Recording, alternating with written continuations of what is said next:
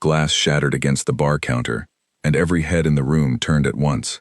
Daniel Carter froze with his drink, halfway to his mouth. He had walked into the bar only 10 minutes earlier, tired from a 14-hour shift at the shipping yard, wanting nothing more than a quiet corner and a cold drink before going home. Instead, he found himself watching a young woman stumble backward from the counter, her hand pressed against her mouth, her eyes wide with a mix of shock and defiance. The bartender, a broad-shouldered man with a short temper, slammed his palm on the counter. "That's it. You're done. No more drinks for you tonight." "I did not ask for your opinion," the woman shot back, her words sliding into each other. "I asked for another glass." "You can barely stand," the bartender said. "I'm calling you a cab, and that's final." She laughed, a sharp, brittle sound that did not match the tension in the room. "Nobody tells me what's final." Daniel watched from 2 stools away, telling himself it was not his business. People got drunk in bars every night. Arguments happened. It was not his job to step into someone else's mess, but something about the way she swayed, gripping the edge of the counter like it was the only solid thing in the room, made him uneasy. She looked like she might fall any second, and the bartender looked like he had already decided he was finished dealing with her.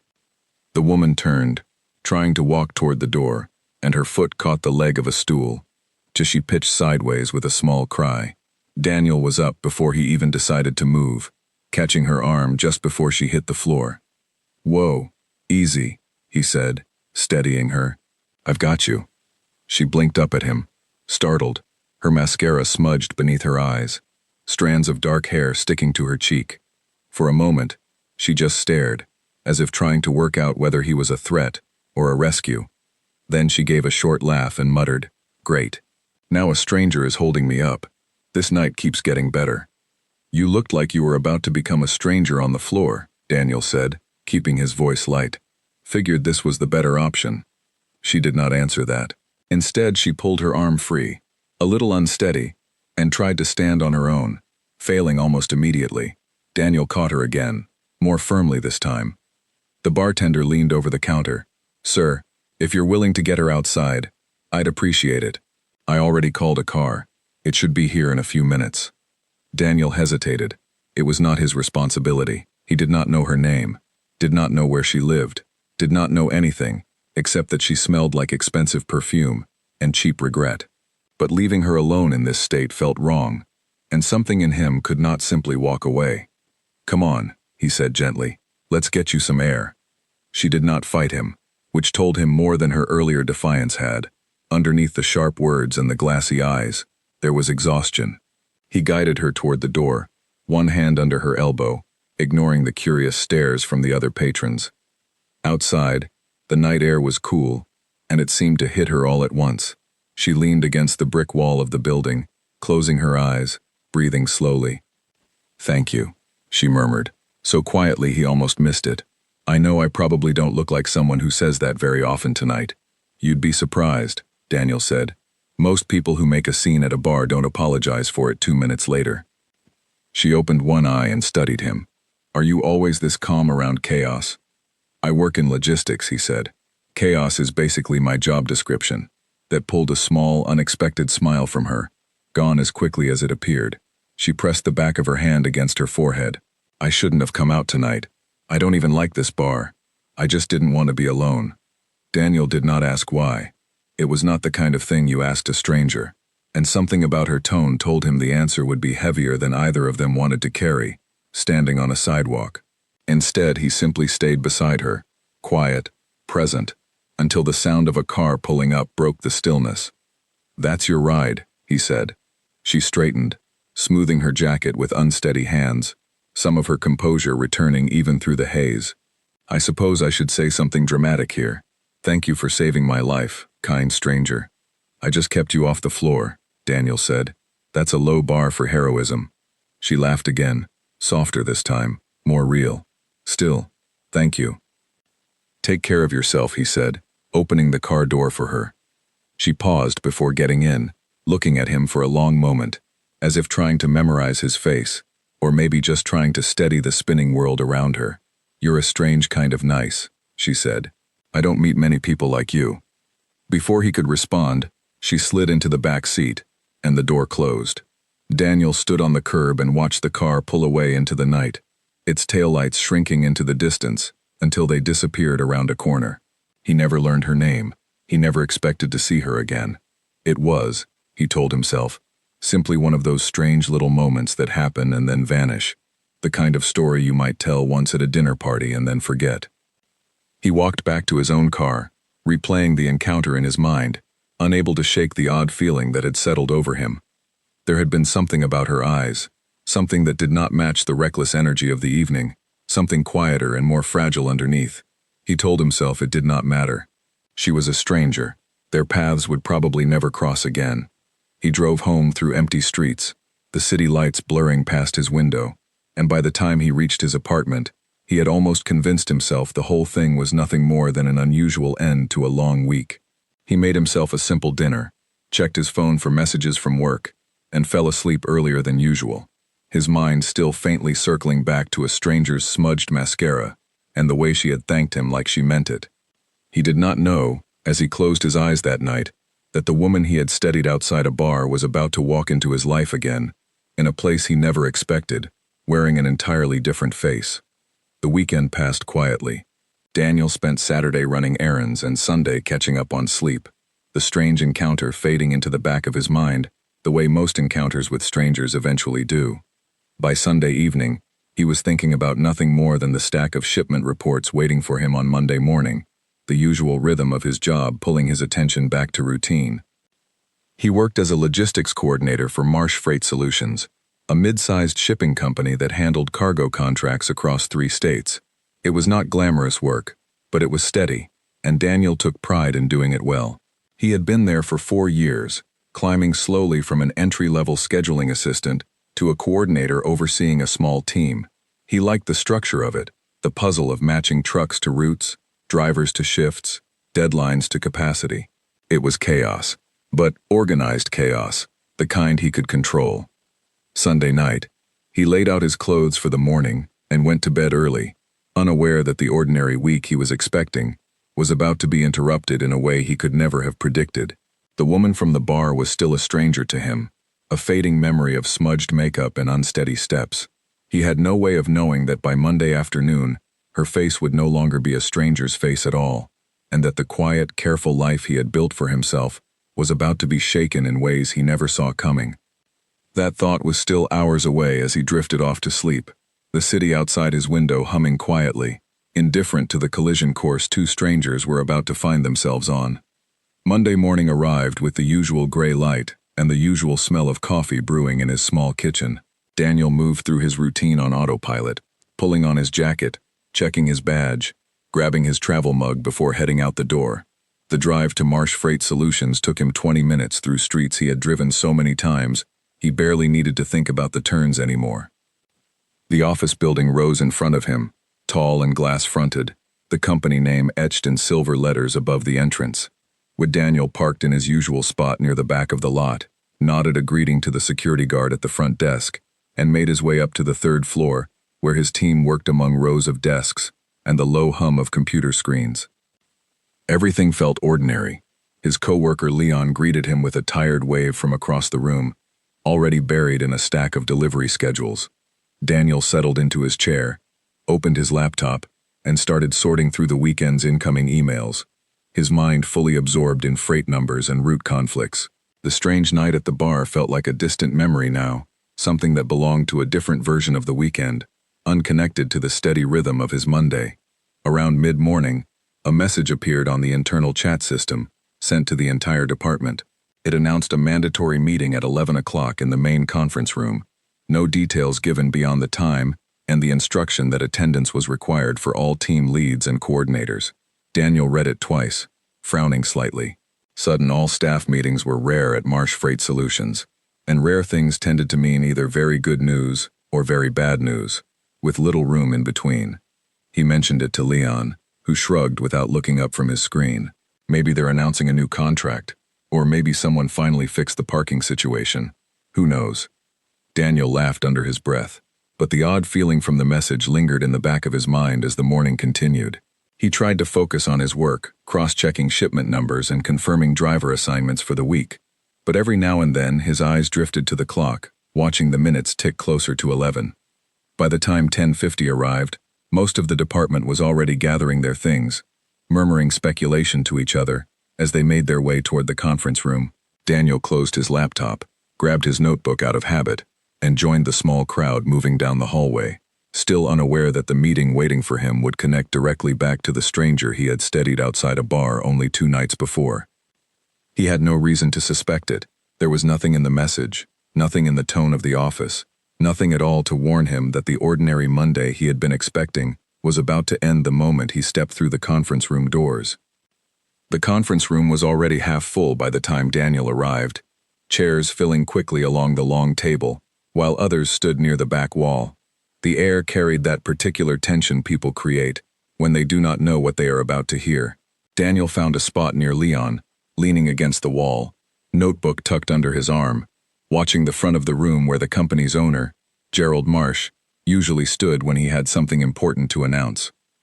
Gerald Marsh was a tall man in his late 50s, always composed, always precise in his words. He ran Marsh Freight Solutions the way he ran everything else in his life, with careful control and very little patience for surprises.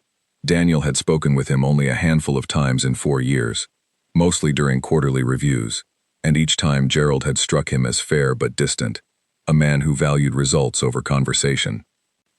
At exactly 11 o'clock, Gerald walked in, and the room quieted immediately. He stood at the head of the table, hands clasped in front of him, scanning the faces gathered before he spoke. "Thank you all for making time on short notice," he began. "I want to introduce someone who will be joining our leadership track over the coming months. Some of you may have heard rumors already, so let me clear things up directly." He turned toward the door, and Daniel's stomach gave a small, unexplainable lurch, though he could not have said why. A moment later, the door opened, and a young woman stepped inside. Daniel's pen slipped from his fingers. It was her, the same woman from the bar, though she looked entirely different now. Her hair was pulled back neatly, her clothing sharp and professional, a deep blue blazer over a crisp white shirt. There was no trace of the unsteady stumble from 2 nights earlier, no smudged makeup, no glassy eyes. She stood with quiet confidence, her expression calm and composed, scanning the room the way someone does when they are used to being watched. Then her eyes found Daniel. For a fraction of a second, something flickered across her face. Recognition, sharp and sudden, quickly smoothed away into practiced neutrality. Daniel felt his pulse jump. He kept his own expression as still as he could manage, though his mind was racing through every detail of that night, replaying it against the woman now standing at the front of the room in a blazer instead of a smudged jacket. "This is my daughter, Whitney Marsh," Gerald continued, unaware of the silent exchange happening between 2 people in his conference room. "She has spent the last several years working and studying abroad, and she has decided it is time to return and learn this business from the ground level, the same way I did when I started. She will be rotating through several departments over the coming weeks, beginning with logistics." A murmur passed through the room, quiet reactions of surprise and curiosity. Daniel barely heard any of it. His focus stayed locked on Whitney, who offered the room a brief, polished smile, the kind practiced for exactly this sort of introduction. "I look forward to working alongside all of you," she said, her voice steady, giving no indication whatsoever that she had spent Friday night stumbling out of a bar with the help of a stranger who now stood only a few feet away from her. "I know rotating through departments might feel disruptive, and I appreciate your patience while I learn the ropes."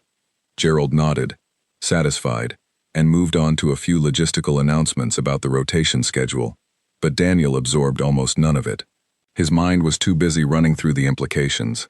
The woman he had helped outside a bar, the one who had laughed at her own recklessness and thanked him with unexpected sincerity, was the owner's daughter, the same daughter who would apparently be shadowing his department starting that very week. When the meeting ended, people filed out in small clusters, still murmuring about the announcement. Daniel stayed rooted near the wall for a moment longer than necessary, trying to steady his thoughts before rejoining the flow of people heading back to their desks. Leon nudged his shoulder as they walked. "Well, that explains the mystery meeting," Leon said. "The boss's daughter. That should be interesting." "Yeah," Daniel muttered, not trusting himself to say more. He spent the rest of the walk back to his desk in a strange fog, half expecting Whitney to appear around every corner, though she did not. The department buzzed quietly with speculation about what her presence would mean, whether she was there to genuinely learn or simply to prepare for taking over eventually, whether her rotation would come with special treatment or unusual scrutiny. Daniel sat at his desk and stared at his screen, unable to focus on the numbers in front of him. He told himself there was nothing to worry about.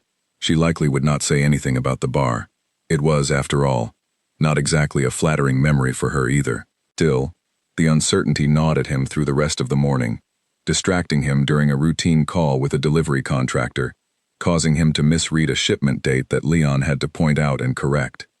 "You all right?" Leon asked, glancing over. "You seem somewhere else today." "Just tired," Daniel said, which was not entirely a lie, though it was far from the whole truth. Lunch came and went without incident. Daniel ate at his desk, scrolling through nothing in particular on his phone, replaying the moment Whitney's eyes had met his across the conference room. He wondered if she remembered every detail of that night the way he did, or if the alcohol had blurred parts of it for her. He wondered if she was embarrassed, angry, or simply indifferent, treating the encounter as an unfortunate accident best forgotten. He got his answer sooner than expected. Around 2 in the afternoon, Whitney appeared in the logistics department for the first time, accompanied by a department director who introduced her briefly to the team before leaving her to observe the daily workflow. Daniel watched from his desk as she moved through the room, shaking hands, offering polite introductions, asking a few surface-level questions about the scheduling software displayed on someone's screen. She was good at this, he noticed, skilled at making people feel comfortable, despite the obvious power imbalance her last name created. When she reached his desk, the director had already moved ahead to introduce someone else, leaving the two of them briefly alone in the small gap between workstations. "Daniel Carter," she said, reading the small nameplate on his desk before he could speak. Her tone was even, professional, giving nothing away. "I've heard good things about your team's numbers." "Thank you," Daniel said carefully, matching her neutral tone. "We try to keep things running smoothly." For a moment, neither of them said anything else, the silence stretching just a beat too long to be entirely comfortable. Daniel could see the flicker of recognition still sitting behind her eyes, the same recognition he felt behind his own composed expression, both of them choosing, for now, to say nothing about it in the middle of a busy office floor. "Well," Whitney said finally, offering a small, polite nod, "I look forward to learning from your department." "Looking forward to it," Daniel replied, though his voice came out slightly stiffer than he intended. She moved on to the next desk, continuing her introductions, and Daniel exhaled slowly, feeling as though he had been holding his breath the entire exchange. Leon leaned over from his own desk once she was out of earshot. "She seems intense," Leon whispered. "Yeah," Daniel said again, unable to think of anything better to say. The rest of the afternoon passed in a strange blend of normal work and constant awareness of Whitney's presence somewhere in the building. Daniel caught glimpses of her through the glass walls of different offices, always composed, always professional, never once betraying the woman he had met outside a bar 2 nights earlier. He began to wonder if perhaps she genuinely intended to let the matter rest, to treat their earlier meeting as something better left unspoken. That theory was tested just before 5 o'clock, when a message appeared on his internal messaging system, sent directly from Whitney Marsh. "Can we speak privately for a moment before you leave today? Conference room B, if that works." Daniel stared at the message for a long moment, his heart picking up pace. There was no way to know what she wanted to discuss, whether it was something professional or something far more personal. He typed a short reply confirming he would be there, then closed his laptop, gathering himself for whatever conversation was waiting behind the door of conference room B. He walked down the hallway with a strange mixture of nerves and curiosity, unsure whether he was about to face an awkward apology, a stern warning to keep quiet, or something else entirely. The building had mostly emptied out by this hour, most of the department having already left for the day, leaving the hallway quiet, except for the hum of the air conditioning and the sound of his own footsteps. He reached the door, took a breath, and knocked once before stepping inside, unaware that this conversation would shape the direction of everything that followed between them. Whitney was already seated at the small table inside, her blazer draped over the back of her chair, a folder of papers in front of her that she was clearly using as a prop rather than an actual reason for the meeting. She looked up when he entered, and for the first time since the conference room announcement that morning, her composed mask slipped slightly, replaced by something more uncertain. "Thank you for coming," she said, gesturing to the chair across from her. "Please, sit." Daniel sat, folding his hands on the table, waiting for her to speak first. He had decided during the walk over that he would not bring up the bar unless she did. It was not his place to force the conversation, and he had no interest in making the situation more uncomfortable than it already was. Whitney studied him for a moment, as if trying to decide how to begin. "I think we both know why I wanted to talk," she said finally.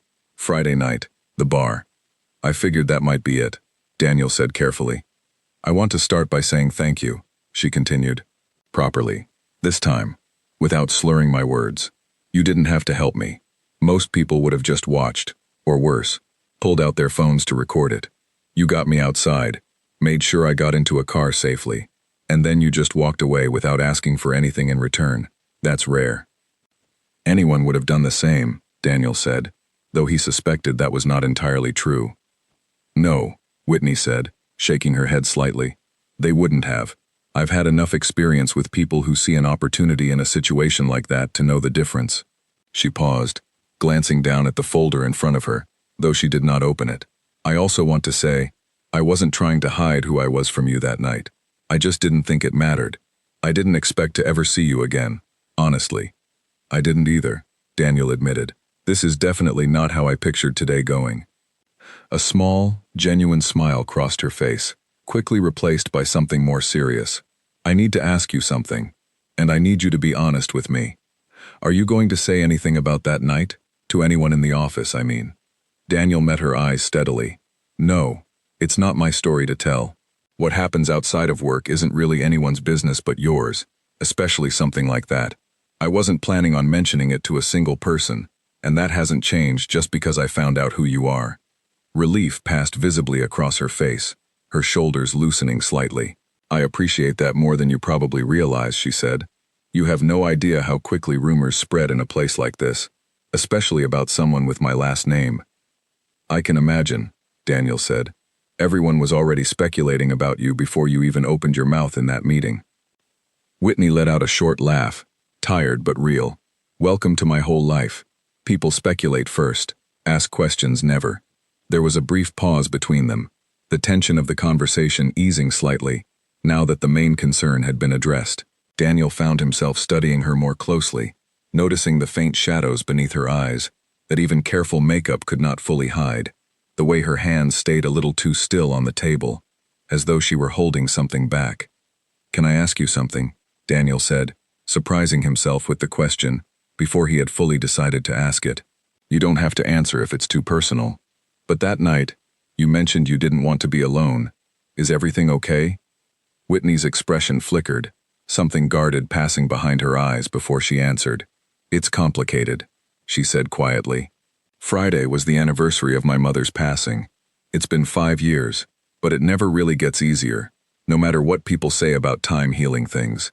I usually spend that day alone, but this year, it felt worse than usual, and I made a bad decision to go out, instead of just sitting with it at home." Daniel felt something soften in his chest at her admission, the sharp, polished exterior she carried so carefully in the office, falling away for just a moment to reveal something far more human underneath. "I'm sorry," he said simply. "That's not an easy thing to carry, especially alone. Most people don't know how to react when I mention it," Whitney said. "They either say something generic and change the subject, or they overreact and make it awkward. You're not doing either of those things." "I don't really know what the right thing to say is," Daniel admitted honestly, "so I figured the safest option was just to listen." Whitney looked at him for a long moment, something unreadable in her expression. "That's probably the smartest response I've gotten in a long time," she said quietly. The conversation shifted after that, moving into easier territory, Whitney asking a few genuine questions about how the logistics department operated, Daniel explaining some of the basics without the guarded tone he had used earlier in the day. There was an ease settling between them now that had not existed even an hour earlier, the strange shared secret of that Friday night, creating an unexpected bridge rather than a wall. "I should probably let you go," Whitney said eventually, glancing at the clock on the wall. You've been here a lot longer than a normal workday requires, and it's my fault." "It's fine," Daniel said, standing from his chair. "I didn't have anywhere to be." "Still, thank you again for Friday, and for today." She hesitated, then added, "I know this rotation is going to be strange for everyone, especially with my last name attached to it. I just want you to know, I'm not here to make anyone's job harder. I actually want to learn how this place runs, properly, not just from behind a desk with my father's name on the door." "I believe you," Daniel said, and found that he genuinely did. They said their goodbyes, and Daniel left the conference room feeling lighter than he had all day, though a small, persistent voice in the back of his mind warned him that this was only the beginning of something far more complicated than a single private conversation could resolve. Whitney Marsh was not simply a stranger from a bar anymore. She was his employer's daughter, someone whose presence in his department was about to become a permanent fixture over the coming weeks. And the secret they now shared, however harmless it seemed, tied them together in a way neither of them had asked for. Driving home that evening, Daniel found himself replaying the conversation over and over, turning it from every angle, trying to understand exactly what it meant for the weeks ahead. He told himself it was simple. She wanted assurance that he would keep quiet. He had given her that assurance, and the matter was settled.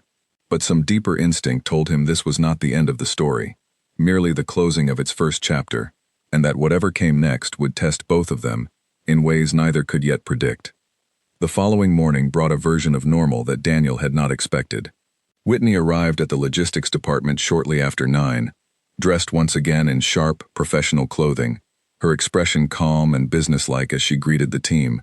There was no trace of the vulnerable woman from the conference room the evening before, no hint of the quiet admission about her mother. Daniel understood, without needing to be told, that this shift was intentional, a boundary she was drawing between the private moments they had shared and the professional reality they now had to navigate together. He respected the boundary without hesitation, treating her with the same polite distance he offered any new employee shadowing his department. She took a seat near the scheduling terminals, watching quietly as the team worked through the morning's shipment assignments, occasionally asking a clarifying question that Daniel or one of his coworkers would answer. By the middle of the week, a pattern had formed. Whitney arrived early, observed closely, asked increasingly detailed questions, and stayed late reviewing the department's processes on her own. She was, Daniel had to admit, genuinely trying to learn the business from the ground up, not simply going through the motions to satisfy her father's expectations. She asked about contract negotiations, driver scheduling conflicts, fuel cost calculations, and warehouse capacity limits, absorbing the information with a sharpness that impressed even the more skeptical members of the team. On Thursday afternoon, a genuine crisis interrupted the department's routine. A major shipment bound for a client 3 states away had been delayed due to a mechanical failure in one of the company's trucks, and the replacement vehicle scheduled to take over the route was already committed to another delivery.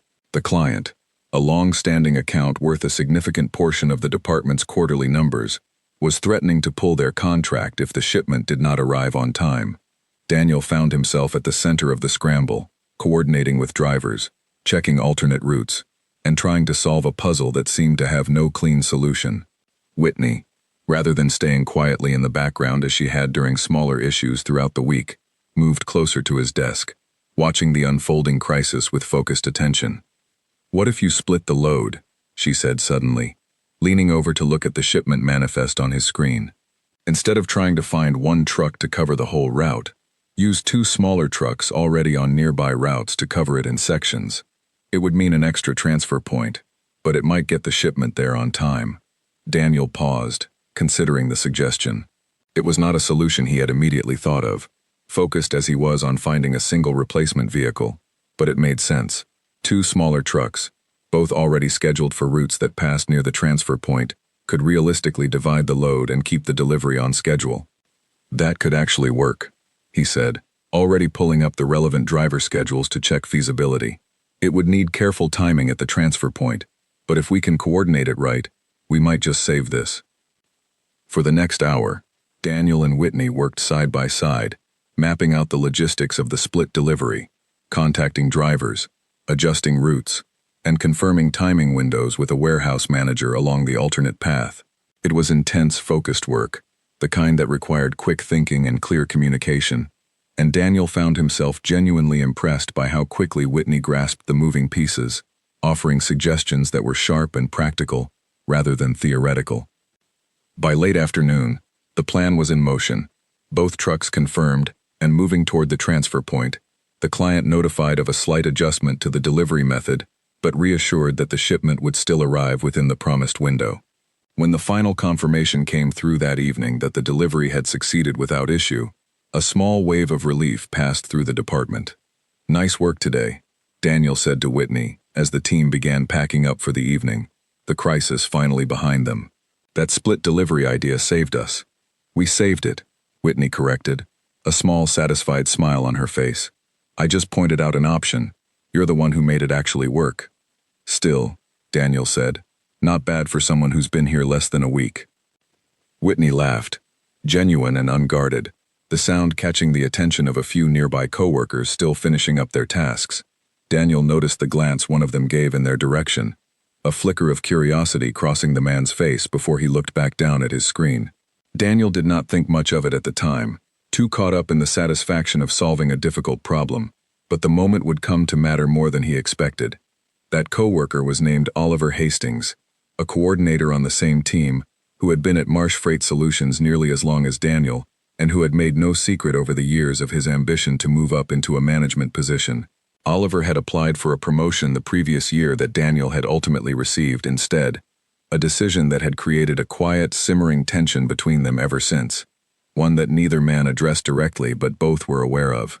Over the following days, Oliver's attention toward Daniel and Whitney's growing rapport became harder to ignore. He made small comments here and there, seemingly casual, but carrying an edge Daniel could not entirely dismiss.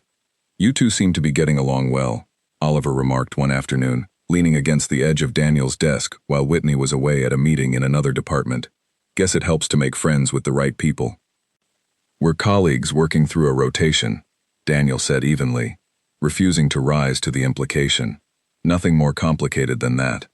"Sure," Oliver said, though his tone suggested he was not entirely convinced. "Just saying, it's a smart move if you're thinking about where you want to be in a year." Well, Daniel let the comment go, though it stayed with him longer than he wanted to admit. He had not thought of his interactions with Whitney in strategic terms, had not once considered using their shared secret or their growing professional rapport as a stepping stone toward anything. The accusation, even unspoken as it mostly was, bothered him more than he expected. He mentioned it briefly to Leon later that day, careful to keep his tone casual. "Oliver's been making some comments about me and Whitney." Leon glanced up from his screen, unsurprised. "Yeah, I figured that was coming eventually. People notice when the boss's daughter spends most of her time at one particular desk." "It's not like that," Daniel said. "She's shadowing the whole department, not just me." "I know that, and you know that," Leon said. "But Oliver's not exactly known for giving people the benefit of the doubt, especially not you, not after last year." Daniel sighed, rubbing a hand across his face. The promotion from the previous year suddenly felt more relevant than it had in months. An old wound Oliver seemed determined to keep picking at through this new, more complicated situation. Daniel had no interest in office politics, no interest in playing games with perception, but he also understood that perception, fair or not, had real consequences in a workplace like this one. He decided, without fully articulating the decision even to himself, to be more careful. He kept his interactions with Whitney strictly professional during work hours, avoided lingering conversations near her desk, and made a point of including the rest of the team whenever possible in discussions that involved her. It was not that he wanted distance from her exactly, but he understood the importance of protecting both of their reputations from unnecessary speculation. Whitney, for her part, seemed to notice the shift, though she did not comment on it directly. She remained professional and focused during department hours, saving any lighter conversation for the rare moments when they found themselves alone, usually during the tail end of the workday, when most of the office had already gone home. One such evening, nearly 2 weeks into her rotation, Whitney lingered near Daniel's desk, after most of the department had cleared out, a stack of papers in her hands that she was using, Daniel suspected, as an excuse to stay a little longer. "Can I ask you something honest?" she said, settling into the empty chair beside his desk. "Sure," Daniel said, saving his work and turning to face her. "Do you regret helping me that night?" she asked, her voice quieter than usual. "Not because of anything that's happened since, but just, in general. Has any of this made your life more complicated than you wanted it to be?" Daniel considered the question seriously before answering. "No," he said finally. "I don't regret it. Things have gotten a little more complicated than I expected. Sure, with people talking and all that. But I don't regret helping someone who needed it. I'd do the same thing again." Whitney studied him for a long moment, something warm and grateful passing behind her eyes. "I'm glad it was you that night," she said quietly.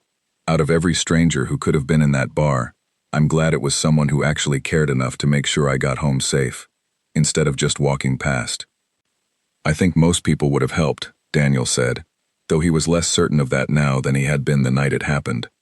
"You'd be surprised," Whitney said, echoing words he had spoken to her once before, a small, knowing smile touching her lips. "Trust me. You'd be surprised how many people would have just watched." They sat together for a while longer, the office quiet around them, the conversation drifting into easier, lighter territory. Daniel gradually relaxing despite the earlier tension, with Oliver still sitting somewhere in the back of his mind. He did not know it yet, but the quiet trust building between them during these small, stolen moments after hours was about to be tested in ways far more serious than a few pointed comments from a jealous coworker. The following Monday, Daniel noticed a change in the way people looked at him when he walked through the office. It was subtle at first, a slightly longer glance here, a conversation that quieted a beat too quickly there. But by midweek, the pattern was impossible to ignore. Something had shifted, and Daniel had a growing suspicion about the source. He found the confirmation during lunch, when Leon pulled him aside near the break room, his expression uncharacteristically serious. "You should know what's being said," Leon told him quietly. "Oliver's been talking to people outside our department, telling them you and Whitney have gotten unusually close, implying there's something happening between you that goes beyond work. It's gotten back to a couple of the department directors." Daniel felt a cold weight settle in his chest. "That's not true," he said. "Nothing like that has happened." "I know that," Leon said. "But you know how this works. It doesn't matter what's true. Once a rumor like that starts moving through management, people remember the story, not the facts." Daniel spent the rest of the day trying to focus on his work, but the knowledge that Oliver's comments had reached beyond their own team gnawed at him constantly. He thought about confronting Oliver directly, but decided against it, unsure whether a confrontation would calm the situation or simply give Oliver more material to spread further. Instead, he tried to carry on as normally as possible, keeping his distance from Whitney during office hours even more deliberately than before, hoping the rumor would lose momentum without anything new to feed it. Whitney noticed the added distance almost immediately. She caught him near the break room later that afternoon, her expression tight with concern, rather than her usual composed professionalism. "Is something wrong?" she asked quietly, glancing around to make sure no one else was within earshot. "You've barely said a word to me all day." Daniel hesitated, unsure how much to tell her, wary of dragging her into a situation that felt, at least for now, like his problem to manage. "There's some talk going around," he admitted finally, "about us. Oliver's been telling people there's something going on between us that isn't just professional." Whitney's expression darkened, a flash of frustration crossing her face. "That's ridiculous," she said. "There's nothing happening between us." "I know that," Daniel said, "and you know that, but it's already reached some of the department directors, according to Leon." Whitney fell quiet for a moment, clearly turning the situation over in her mind, the concern in her expression deepening into something closer to worry. "I'm sorry," she said finally. "This is exactly the kind of thing I was hoping to avoid by keeping my head down and just doing the work. I didn't think about how it might look, spending so much time near your desk." "It's not your fault," Daniel said, though a small part of him wondered whether keeping more distance from the very beginning might have prevented this entirely. "People are always going to find something to talk about, especially with your last name attached to the story." "Still," Whitney said, "I don't want my presence here to cost you anything. You've worked hard for your position. I'm not going to let some rumor undo that." Daniel appreciated the sentiment, though he was not entirely convinced there was much either of them could do to stop a rumor once it had already started moving through the building. He thanked her, and they parted ways for the rest of the afternoon, both of them carrying the weight of the conversation quietly through the remainder of the workday. He had no way of knowing, as he drove home that evening, that the consequences of Oliver's whispered comments were already moving faster than either he or Whitney realized, and that the fallout would arrive far sooner than either of them expected, threatening to undo everything Daniel had built over 4 careful years at the company. The following week brought news that Daniel had been quietly anticipating for months. A senior coordinator position had opened up within the department, a role that would place him in charge of route planning across the entire region, a clear step up from his current responsibilities, and one he had been working toward since his very first year at the company. The position had been informally discussed with him twice already by his direct supervisor, both times with encouraging language suggesting he was the strongest internal candidate, and the formal announcement of the opening went out on a Tuesday morning, inviting internal applications from qualified coordinators. Daniel submitted his application within the hour, confident in his track record, his years of steady performance, and the recent success of the split delivery solution that had saved a major client account only weeks earlier. Oliver also applied, as Daniel expected, though few in the department believed he had a realistic chance against Daniel's stronger history of results. The interviews took place over the following days, conducted by a panel that included the department director and 2 senior managers from other divisions. Daniel walked into his interview feeling prepared, answering each question with the kind of clear, confident detail that came from genuinely knowing the work inside and out. He left the room feeling cautiously optimistic, the kind of quiet confidence that came from having done everything within his control. The decision was expected to be announced the following Monday. Daniel spent the weekend trying not to think about it too much, though the anticipation buzzed constantly beneath the surface of every other activity. He went for a long run Saturday morning, cleaned his apartment more thoroughly than it had been cleaned in months, and forced himself to focus on anything except the promotion, with only partial success. Monday morning arrived, and Daniel walked into the office with a controlled sense of hope, telling himself that whatever happened, he had given his best effort, and that would have to be enough. The announcement came just before noon, delivered through a brief department-wide email, rather than the personal conversation he had expected. The position had gone to Oliver. Daniel read the email twice, certain he had misunderstood something, but the words remained the same, no matter how many times he looked at them. He sat frozen at his desk for a long moment, the noise of the office fading into a dull, distant hum around him. Leon, seated nearby, caught the stunned expression on his face and leaned over immediately. "What happened?" Leon asked, though something in his tone suggested he had already guessed. "They gave it to Oliver," Daniel said quietly, still struggling to process the words. Leon's jaw tightened. "That doesn't make sense. Your numbers were better. Your track record was better. Everyone knew you were the stronger candidate." Daniel did not answer immediately, his mind racing through possible explanations, though one kept rising above the others, impossible to ignore. He thought of Oliver's whispered comments, the rumors that had reached the department directors, the subtle shift in the way people had started looking at him over the past 2 weeks. It did not take much imagination to guess that the decision had been influenced, at least in part, by the perception that his closeness to Whitney Marsh had somehow compromised the fairness of any advancement he might receive. He requested a meeting with his direct supervisor that same afternoon, determined to understand the reasoning behind the decision, rather than simply accepting it without explanation. His supervisor, a normally straightforward man named Gregory Holt, seemed uncomfortable from the moment Daniel sat down across from him. "I want to be honest with you," Gregory said, choosing his words carefully. "Your performance wasn't the deciding factor here. There were some concerns raised about perception, about whether promoting you right now, given the current situation with Miss Marsh's rotation through the department, might raise questions about fairness in the selection process." Daniel felt something tighten in his chest, frustration and disbelief mixing together into a feeling he struggled to keep contained. "There's nothing inappropriate happening between Whitney Marsh and me," he said, keeping his voice as level as he could manage. "We work in the same department during her rotation. That's the entire extent of it." "I believe you," Gregory said, though his tone carried little reassurance. "But perception matters, especially at a company where the owner's daughter is involved. The committee felt it was safer to avoid any appearance of favoritism in either direction."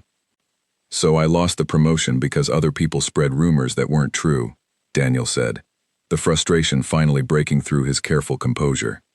Gregory did not deny it directly, which told Daniel everything he needed to know.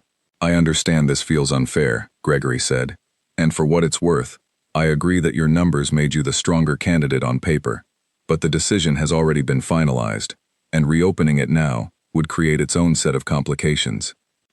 Daniel left the meeting with a hollow, angry feeling settling deep in his chest, the unfairness of the situation sitting heavier with every passing minute.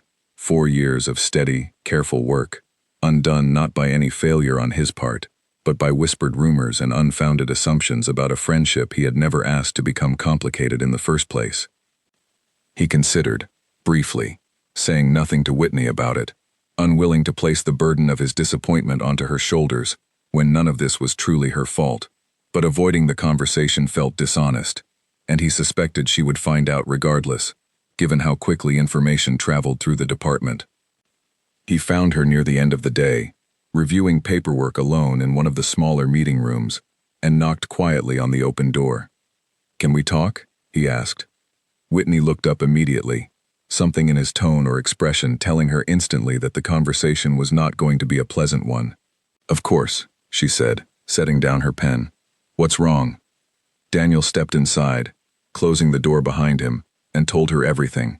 The promotion he had lost, the reasoning Gregory had given, the clear implication that the rumors about their friendship had directly influenced the decision.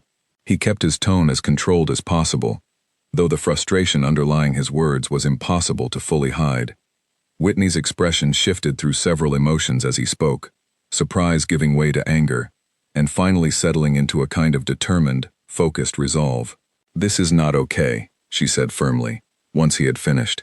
"You earned that position. Everyone in this department knows you earned it. I am not going to let some rumor cost you something you worked years for." "I don't want you to fight my battles for me," Daniel said, though he appreciated the sentiment more than he let on. "I just wanted you to know what happened so you weren't blindsided by it later." "It's not about fighting your battles," Whitney said. "It's about correcting something that was decided unfairly, based on nothing but gossip. That's not the kind of company my father built this to be, and it's certainly not something I'm willing to stay quiet about, especially when I'm partly the reason the rumor started in the first place." Daniel hesitated. "What are you going to do?" "I'm going to talk to my father," Whitney said, her voice steady, despite the obvious tension underneath it. "Tonight, if I can manage it. He needs to know the full story, not just the version that's been filtered through office gossip and second-hand assumptions." "Whitney," Daniel said carefully, "that means telling him about the bar, about that night." Whitney's jaw tightened, but her resolve did not waver. "I know," she said, "and honestly, it's time. I've been avoiding that conversation with him for weeks, telling myself it wasn't necessary, that it was better left in the past. But if staying quiet about it means you lose something you earned, then it's not worth protecting my own comfort anymore." Daniel felt a mixture of gratitude and concern at her decision, aware of how difficult it must have been for her to consider revealing something so personal to her father, especially something tied to the anniversary of her mother's passing. "You don't have to do that for me," he said quietly. "I'm not just doing it for you," Whitney said, though her eyes softened slightly as she said it. "I'm doing it because it's the right thing to do, for both of us, and honestly, for this company too. Rumors shouldn't be allowed to decide who gets promoted and who doesn't." They sat together for a moment in the quiet meeting room, the weight of the coming conversation with Gerald Marsh settling heavily between them. Daniel did not know exactly what would happen once Whitney spoke to her father, whether it would fix anything at all, or whether it might simply create new complications. Neither of them could predict. But for the first time since receiving the devastating email that morning, he felt a small flicker of hope that the unfairness of the situation might yet be corrected. Whitney left the office that evening with a clear sense of purpose, determined to have the conversation with her father before the week was out, while Daniel returned home, carrying a strange mixture of anger, disappointment, and cautious optimism, uncertain what the coming days would bring, but grateful, at least, that he was no longer facing the situation entirely alone. Sleep did not come easily that night. Daniel lay awake far longer than usual, staring at the ceiling, replaying the events of the day in an endless loop. He thought about the years he had spent building his reputation at Marsh Freight Solutions, the long hours, the difficult clients, the small victories that had slowly added up into something he was genuinely proud of. It did not feel right that all of it could be undermined so easily by a rumor with no truth behind it, a story shaped entirely by someone else's ambition and resentment. He thought, too, about Whitney, about the courage it must be taking her to consider opening up to her father, about something as painful as the anniversary of her mother's death, simply to correct an injustice that had happened to someone she had known for only a few short weeks. It struck him, somewhere in the quiet hours of the night, how much trust had grown between them in such a short time, built not on anything dramatic, but on small, consistent choices, honesty during difficult conversations, respect during uncertain moments, and a willingness to show up for each other, even when it was not easy. The next morning, Daniel arrived at the office earlier than usual, unable to sit still at home any longer. The department was mostly empty at that hour, save for a few early risers scattered among the desks. He settled into his chair, opened his laptop, and tried to lose himself in the familiar rhythm of shipment schedules and route confirmations, grateful for the temporary distraction the work provided. Oliver arrived a short while later, visibly pleased with himself, greeting a few coworkers with an easy confidence that had been noticeably absent before the promotion announcement. He made his way toward Daniel's desk, eventually, a faint smugness pulling at the corner of his mouth. "No hard feelings, I hope," Oliver said, leaning against the edge of the desk in a gesture Daniel had come to recognize as a prelude to something unpleasant. Committee made their choice. Nothing personal. Daniel kept his eyes on his screen, refusing to give Oliver the reaction he was clearly hoping for. "Congratulations," he said simply, his tone flat and controlled. "You know," Oliver continued, apparently unwilling to let the moment go, "maybe if you'd spent a little less time getting friendly with the boss's daughter, people wouldn't have started asking questions about how fair the process really was." Daniel finally looked up, meeting Oliver's gaze directly, his voice steady despite the anger simmering beneath the surface. "The only person who started those questions was you, Oliver. You know there was never anything inappropriate happening, and you spread the rumor anyway, because you knew it might work in your favor. That's not office politics. That's just dishonest." Oliver's smug expression faltered slightly, clearly not expecting Daniel to confront him so directly. "I don't know what you're talking about," he said, though his tone lacked its earlier confidence. "I think you do," Daniel said, holding his gaze a moment longer before turning his attention back to his screen, effectively ending the conversation. Oliver hesitated, seemingly searching for a comeback, but ultimately walked away without another word, leaving Daniel alone at his desk, his heart pounding from the confrontation, despite his outwardly calm demeanor.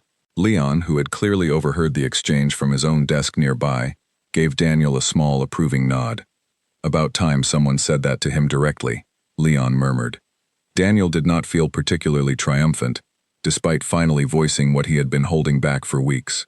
The promotion was still gone, awarded to someone who had actively worked to undermine him, rather than earned it through merit alone.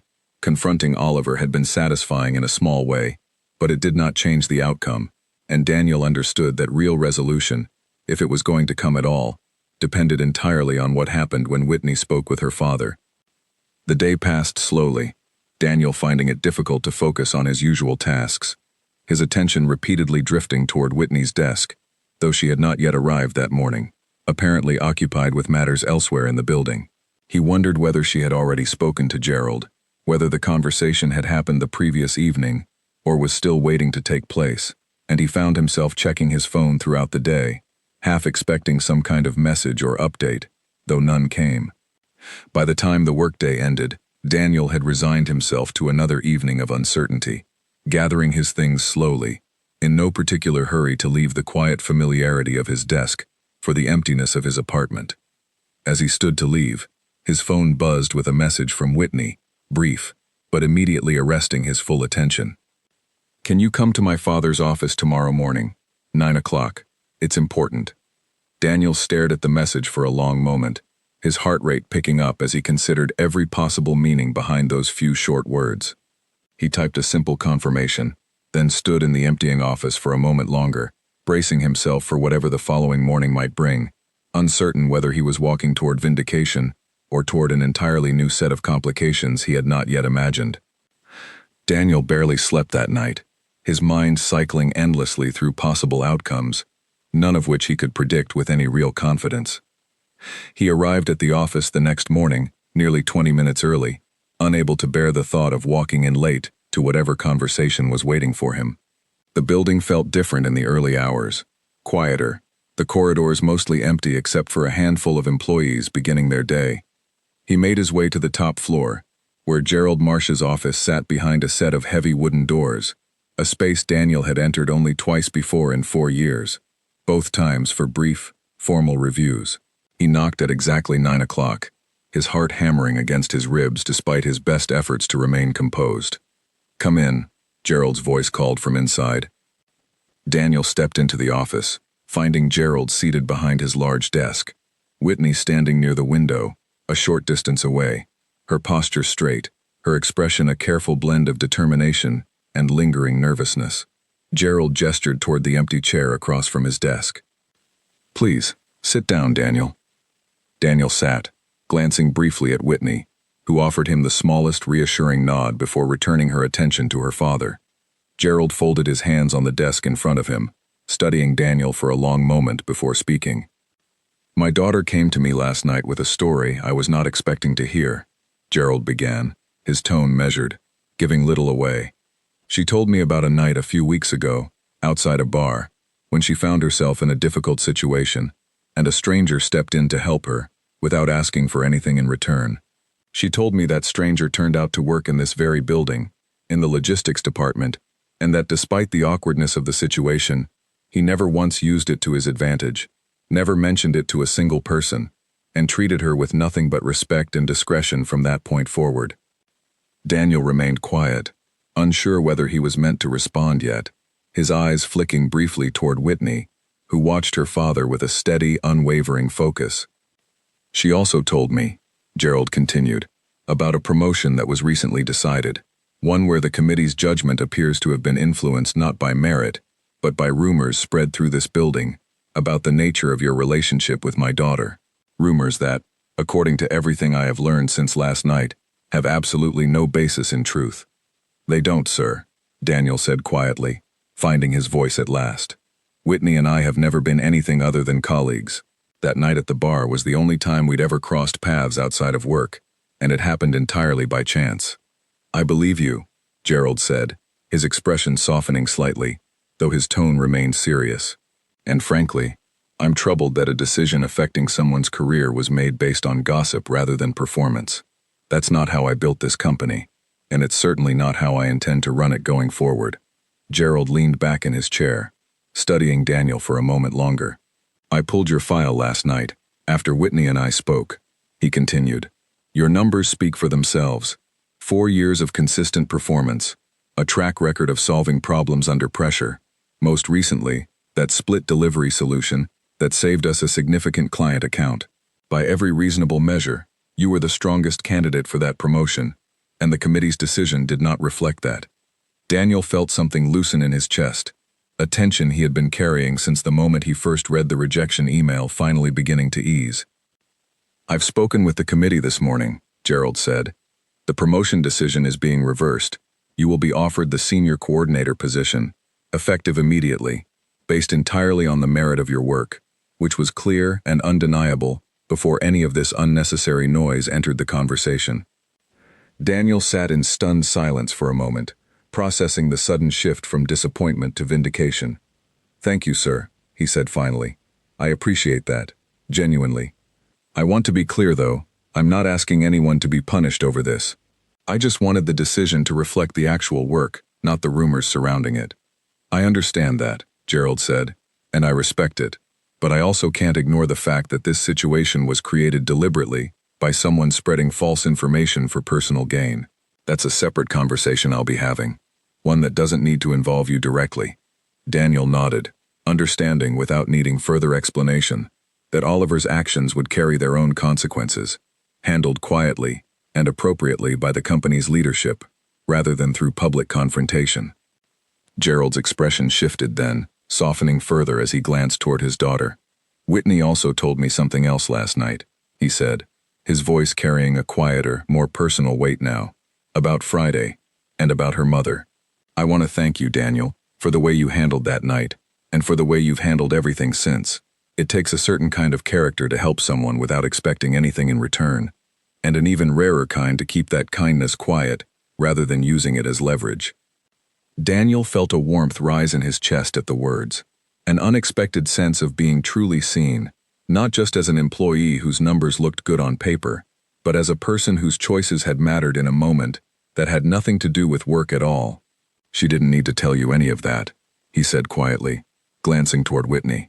But I'm glad the truth is out there now, for both our sakes. Whitney finally spoke, moving away from the window to stand closer to her father's desk. I wanted him to know, she said, her voice steady but warm, not just for Daniel's sake, though that mattered too, but because I was tired of carrying that night around, like a secret I needed to hide. It wasn't something shameful. It was just a hard night, and someone happened to be kind when it counted. Gerald nodded, something like quiet pride passing across his face as he looked at his daughter. I'm glad you told me, he said. Both of you. This conversation should have happened weeks ago, and I'm sorry. It took a mishandled promotion to bring it out into the open. The meeting wound down shortly after, Gerald outlining the formal details of the promotion, effective immediately, along with a brief mention that he intended to review the department's internal promotion process to prevent similar situations from happening again in the future. Daniel left the office feeling lighter than he had in weeks, the frustration and disappointment of the past several days finally giving way to a genuine sense of relief and quiet triumph. Whitney walked with him down the hallway toward the elevator, neither of them saying much at first, the weight of the morning's conversation still settling around them. Thank you, Daniel said finally, breaking the silence, for going to your father, for telling him everything, even the personal parts. I know that wasn't easy. It needed to happen, Whitney said, and honestly, it felt good to finally say it out loud, instead of carrying it around quietly, like I had been doing for weeks. Talking about my mother is never easy, but keeping it locked away wasn't helping anyone either. They reached the elevator, and Daniel pressed the button, the two of them standing together in the quiet hallway as they waited for it to arrive. So, Daniel said, a small smile finally breaking through the tension of the morning. Senior coordinator. I suppose I should start preparing for a lot more paperwork. Whitney laughed, genuine and warm, the sound easing the last of the lingering tension between them. I think you've earned a little extra paperwork, she said. Besides, I hear the senior coordinator gets a slightly better desk. That has to count for something. I'll believe it when I see it, Daniel said, and for the first time in days, the joke landed easily between them, comfortable and unforced. The elevator arrived, and they stepped inside together, the doors closing softly behind them. Over the following weeks, the department settled into a new rhythm. Daniel took on his expanded responsibilities with the same steady focus that had earned him the position in the first place, while Whitney continued her rotation through different areas of the company, eventually moving on from logistics to spend time in operations and client relations, learning the business from every possible angle, just as she had promised her father she would. Oliver's attempt to undermine Daniel through rumor and manipulation did not go unnoticed by leadership, and though the details of any consequences remained private, his presence in the department grew noticeably quieter in the months that followed, his earlier confidence replaced by a more cautious, subdued approach to his work. Daniel and Whitney's friendship, forged in the unlikely circumstances of a chance encounter outside a bar, settled into something steady and genuine, built on mutual respect rather than the complicated assumptions that had briefly threatened to define it. They remained close colleagues, occasionally sharing lunch or a quiet conversation at the end of a long day, their bond no longer a secret to be carefully managed, but simply a fact of their working lives, understood and accepted by everyone around them. Looking back, Daniel often thought about how strange it was that a single moment of kindness on an ordinary Friday night had led to everything that followed, the unexpected reveal, the quiet trust that grew between them, the unfair complications, and finally, the resolution that restored not just his career, but a sense of faith in the idea that honesty and decency, even when tested, could still win out in the end. Nobody at Marsh Freight Solutions had expected the drunk stranger from that Friday night to be the boss's daughter, and nobody, least of all Daniel himself, had expected that helping a stranger find her way home safely would eventually lead to one of the most meaningful friendships of his life, built not on convenience or circumstance, but on the simple, steady choice to do the right thing, even when no one was watching.